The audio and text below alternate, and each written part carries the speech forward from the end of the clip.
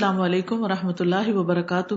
اللہ سبحانہ تعالیٰ نے ہمیں اس دنیا میں اپنی عبادت کے لیے بھیجا۔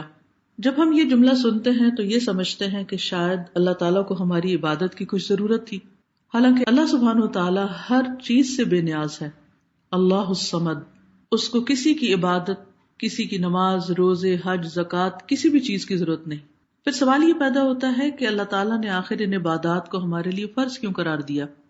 اگر غور کیا جائے تو ان میں سے ایک ایک عبادت دراصل ہماری شخصیت کی تعمیر کرتی ہے اور ہمیں ایک بہتر انسان بناتی ہے۔ قرآن مجید میں نماز کا فائدہ بتایا گیا کہ ان الصلاۃ تنہی عن الفحشاء والمنکر، کہ نماز انسان کو بے حیائی کی باتوں اور برائیوں سے بچاتی ہے، گویا ہمارے لیے ایک ڈھال ہے۔ جہاں تک روزے کا تعلق ہے تو روزے کو بھی ایک ڈھال بتایا گیا۔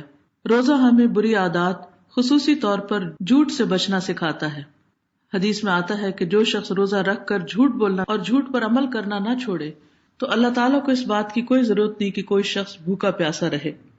اسی طرح زکوٰۃ انسان کے اندر سے بخل اور تنگ دلی کو دور کرتی، دوسروں کی ہمدردی سکھاتی۔ جو انسان دوسروں کی ہمدردی کرتا ہے وہ دوسروں سے خیر اور بھلائی پاتا ہے۔ اسی طرح حج انسان کو لڑائی جھگڑے اور فسق و فجور سے بچنے کی دعوت دیتا ہے۔ ان تمام عبادات کی روح پر اگر غور کیا جائے تو دراصل یہ عبادات جو فرض کا درجہ رکھتی ہیں ہمیں برائیوں سے بچانے کے لیے ہیں، اس دنیا اور آخرت میں بہتر زندگی کی طرف رہنمائی کرتی ہیں۔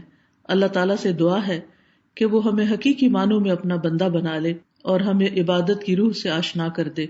السلام علیکم ورحمۃ اللہ وبرکاتہ۔